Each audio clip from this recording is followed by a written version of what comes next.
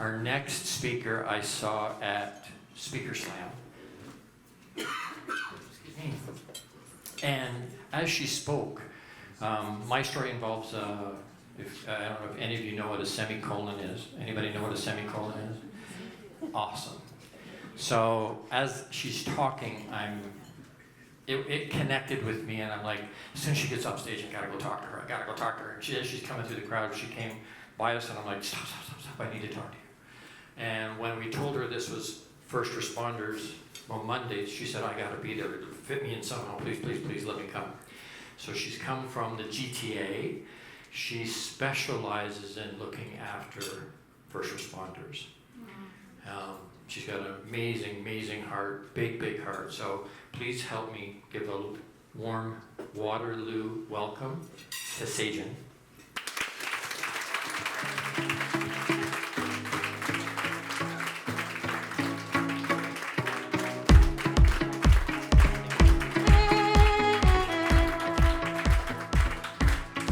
Good evening, everybody. I'm really excited to be here. Today's talk is going to be a little bit different than what I've traditionally done. I am an educator, I'm a psychotherapist, I come from a background in positive psychology, so a lot of my talks are very application-based.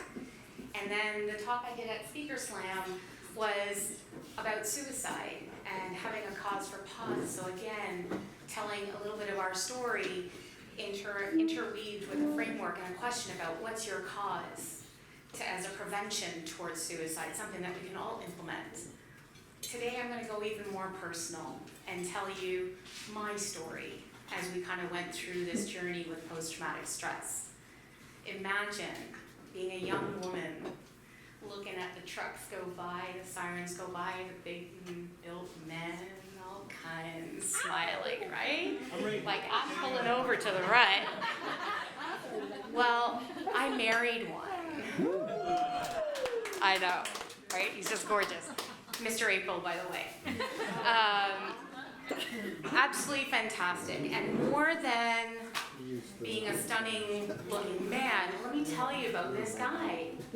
His level of compassion to do what he does, to get in there. He's not just doing his thing, like he's a skilled professional, but he's such a human being and he's with you when you're going through it at your worst. He's so into what you're going through, he brings it home. But he tries not to. He tries not to because he doesn't want to burden me or bother the children, both under the age of 10. You know, he wants to be the strong guy because that's what he's supposed to do. Well, what we noticed was that this honeymoon marriage, and let me tell you, it was all honeymoon. We were crazy about each other. Well, this marriage shifted. Something changed. We became strangers. We disconnected. I became lonely. I can only imagine what he was going through. And then all of a sudden, this quiet guy turns into this raging guy. And me, I'm a pretty strong woman. I'm constantly walking on eggshells. This was our dynamic at home. This was our reality. Until one day, when he's in the kitchen, I don't know what I said. I don't even know what I did. But the veins are popping out of his forehead. His neck is strained. He's sitting there. And he looks at me and he goes, "You've got balls." Oh. And I stood there for a second. And normally I wouldn't, want to be combative. But I was like, hell no. Yes, I do! Because how the hell do you think I've stuck around so damn long? He was shocked. I was shocked. This had become our reality. And we knew something had to change, and we knew something was wrong. I couldn't wait to get out of the house, to go doing something fun and doing something without him. but yet afraid to leave him at home because I wasn't sure if he'd be there when I get back or what I could be walking into. Things were really dark. But that was a wake-up call for him too, that something was wrong. So we started talking and talking a lot more. And not just the surface level stuff, guys. I mean, we started going deep. Because we needed to give ourselves the permission to be human. I couldn't save him on my own. He needed to want to be saved. He needed to want to choose his marriage and his family. Once we established that that desire was there, I had to give him the space to be able to heal. So how do I show up? Ask. Ask. We don't ask enough questions. So we sat there together and we gave each other the permission to be human. And what I have found in having more and more conversations with more and more people is that we as a society don't do that enough. But that was the beginning of change for us and our marriage and our lives. The second thing that I discovered for me was self-compassion. Because I started to feel guilty that how did I not see this before? Being a psychotherapist, why didn't I know it wasn't post-traumatic stress? Why didn't I do something sooner? Well, I had to allow myself to strictly just be the wife at home and forgive myself for that. And allow myself to feel the hurt, the anger, the loneliness, everything that comes along with being a spouse of someone who's suffering. That was the key for me to be able to show up better for him and my kids. The next thing was no shame and no stigma. Not in my house. Absolutely not.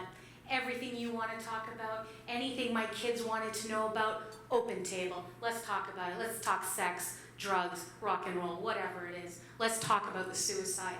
Because we both found ourselves there. He found himself there looking at a pole, wondering how fast he'd have to go. I found myself there at 2 a.m., nowhere to go, and didn't want to go back home. So we had to talk about it.